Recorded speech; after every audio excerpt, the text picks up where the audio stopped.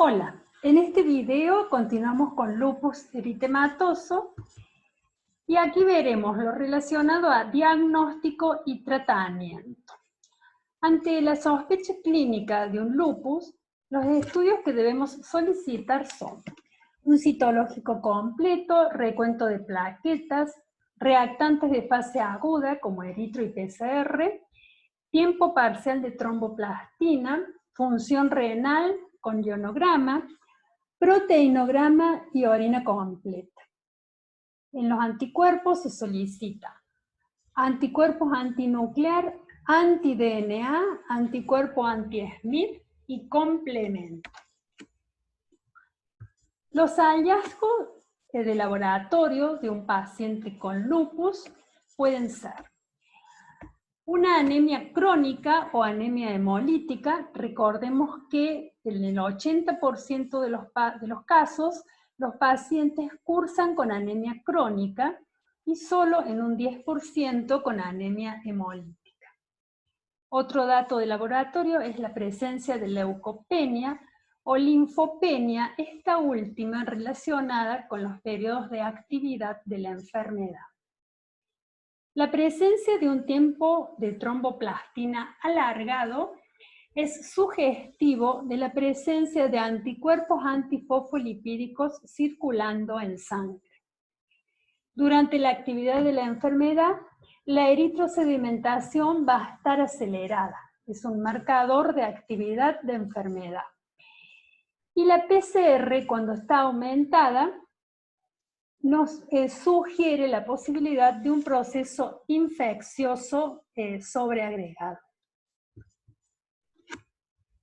Cuando ya el paciente cursa con una afección renal marcada, vamos a encontrar urea y creatinina aumentada y en orina presencia de proteinuria, hematuria y cilindros, ya sea hialinos, granulosos o cilindros hemáticos.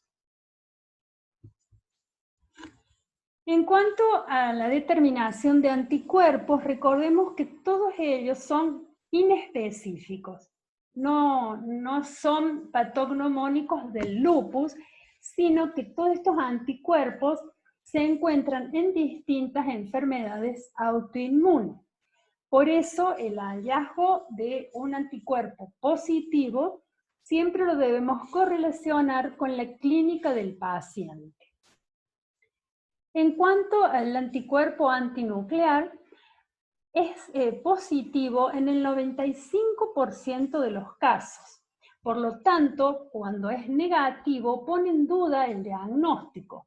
Pero recordemos que existe un 5% de pacientes con lupus y ANA negativos. El anticuerpo anti-DNA nativo también está positivo en la mayoría de los pacientes con lupus y es de utilidad para el seguimiento y control de la actividad, ya que títulos altos del anticuerpo anti-DNA es indicativo de una actividad de la enfermedad, sobre todo de las nefropatías. El anticuerpo anti-ENA, esto significa anticuerpo extraíble del núcleo, que son anticuerpos contra antígenos nucleares y antígenos citoplasmáticos.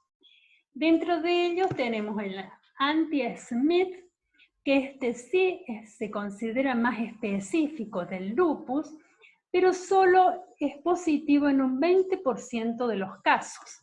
Además, no indica actividad. Es de utilidad para el diagnóstico, pero durante los PUSE de actividad de la enfermedad no aumenta sus títulos. El anti-RNP, de ser positivo, se correlaciona con un mejor pronóstico. Y finalmente el anti-RO y anti-LA están presentes o están positivos en el lupus neonatal y en el lupus cutáneo subagudo. Estos son los anticuerpos más solicitados, los que más se utilizan en la práctica diaria. Pero también se puede pedir anticuerpos antifosfolipídicos o pueden estar positivos en los pacientes con lupus, y la presencia de este anticuerpo antifosfolipídico se relaciona con una predisposición a sufrir eventos trombóticos y a abortos a repetición o muerte fetal. Ante la sospecha de un lupus inducido por fármacos, el anticuerpo que debemos solicitar es la antihistona, que si viene positivo nos confirma que el lupus es inducido por fármaco. También se puede solicitar anticuerpos contra los glóbulos rojos, antilinfocitos, antiplaquetas, y otro dato de laboratorio es un factor reumatoideo generalmente positivo. Ante la sospecha de actividad de enfermedad, debemos pedir la actividad de complemento que vendrá disminuida, sobre todo la actividad del complemento CH50 va a estar disminuida y el C3 y C4 en concentraciones muy bajas. Con frecuencia se encuentra VDRL falsos positivos, sobre todo en los pacientes que cursan con anticuerpos antifosfolipídicos. Y pueden presentar además hipergamaglobulinemia policlonal. Una vez establecido el diagnóstico, para hacer el seguimiento del paciente, debemos solicitar un citológico, eritro, siempre la función renal, y de los anticuerpos el anti-DNA, ANA, y se puede agregar además el antifosfolipídico con el complemento. Recordemos entonces que una eritrosedimentación acelerada, un anti-DNA a títulos altos y el complemento disminuido son los tres parámetros para la actividad de la enfermedad, para el diagnóstico de actividad de la enfermedad. A todo esto se le agrega enzimas hepáticas para hacer un monitoreo del tratamiento. Existen criterios diagnósticos del lupus, son 11 criterios, y que resultan de utilidad a la hora de establecer el diagnóstico diferencial con otras enfermedades autoinmunes. Se requieren 4 de estos criterios presentes para el diagnóstico de lupus. Y ellos son, los 4 primeros se refieren a las lesiones en piel o mucosas, como el eritema malar, la fotosensibilidad. Luego lesiones en otros órganos como la artritis no erosiva, serositis o alteraciones renales expresadas por una proteinuria o por la presencia de cilindros celulares o hemáticos. Otro criterio son los síntomas neuropsiquiátricos, los hematológicos por alteración de alguna de las 3 series, y finalmente la presencia de los anticuerpos, anti-DNA nativo, anti-SMID o antifosfolipídico, y como último criterio, la positividad de los anticuerpos antinucleares, que recordemos están positivos en el 95% de los pacientes. En cuanto al diagnóstico diferencial, se debe realizar con todas aquellas enfermedades que cursan con un compromiso sistémico, como son todas las enfermedades autoinmunes, procesos infecciosos y las neoplasias. Dentro de las enfermedades autoinmunes debemos hacer diagnóstico diferencial con prácticamente todas ellas, principalmente artritis reumatoidea, síndrome de Sjögren, la dermatopolimiositis, vasculitis, entre otras. En los procesos infecciosos con endocarditis bacteriana, tuberculosis, lepra y con las infecciones virales. Y dentro de los procesos proliferativos, el diagnóstico diferencial se establece con leucemias, síndromes paraneoplásicos, porfirias, entre otros. Tratamiento del lupus eritematoso. Como medidas generales, se aconseja evitar la exposición solar, la ingesta de fármacos inductores del lupus y evitar además el estrés psicofísico. El reposo se indica únicamente en los periodos de reagudización. Como objetivo principal del tratamiento es lograr una remisión de la enfermedad y que ésta sea duradera en el tiempo con una función de los órganos vitales como riñón, pulmón y corazón estable y conservada.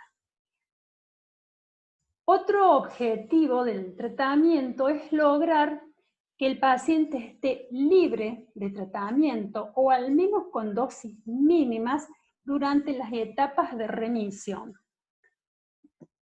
No deben olvidar realizar un control estricto de los efectos secundarios de todas las drogas que se utilizan y la elección del tratamiento va a depender del compromiso y de la gravedad del sistema afectado. Existen 4 grupos de medicamentos. En primer lugar, los AINES, cuya dosis va a depender de la respuesta del paciente. Debemos realizar un control de la función renal y si detectamos daño renal se debe suspender de inmediato el AINE. Principalmente se indica en los casos de artralgias o artritis severas o en los cuadros que cursan con serositis. El otro grupo es el corticoide, el más utilizado es la prednisona, y debemos lograr administrar la mínima dosis que resulte eficaz, y esta varía entre 0,5 a 1 miligramo kilo día, que se puede, si lo permite el cuadro del paciente, incluso administrarla día de por medio. El corticoide se indica o se utiliza principalmente para lesiones cutáneas, para una artritis activa, para nefropatías o compromisos más severos como una anemia hemolítica o hemorragias pulmonares. Debemos tener presente los efectos secundarios del corticoide, que son la hipertensión arterial, la hiperglucemia y la osteoporosis. Por eso, en los casos de un tratamiento prolongado, se debe hacer profilaxis de esta última con vitamina D, calcio y difosfonato. Como así también, tanto durante la ingesta de AINES y de corticoides, hacer una protección gástrica con inhibidores de la bomba de protones, por ejemplo. El otro grupo son los antipalúdicos, la hidroxicloroquina y cloroquina. Estas drogas disminuyen la actividad de la enfermedad, pero además tienen el beneficio que si las damos asociadas a AINES, permiten reducir la dosis de corticoide. Se utiliza en dosis de 6,5 miligramos por kilo para la hidroxicloroquina y la cloroquina 4 miligramos por kilo. La toxicidad de los antipalúdicos es principalmente a nivel de retina y miocárdica, pero la toxicidad, sobre todo a nivel de retina, se da con dosis más altas de estas que son las utilizadas en lupus.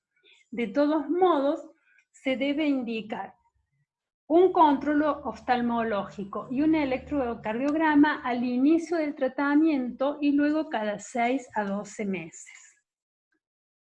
Y por último, los inmunosupresores, como la ciclofosfamida, metotrexate, afatioprina, entre otros, que se indican principalmente cuando hay una enfermedad grave y que se afecta a un órgano y que no responde a las dosis altas de prednisona, como por ejemplo una nefropatía proliferativa, ya sea difusa o focal, una afección del sistema nervioso central o hemorragias pulmonares.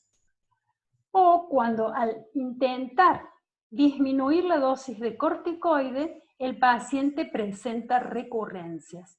Entonces acá se puede probar administrar inmunosupresores. También se utilizan cuando está contraindicado el uso de corticoides, ya sea por toxicidad o porque el paciente cursa con una osteoporosis severa o algún otro cuadro que contraindica el uso de corticoides.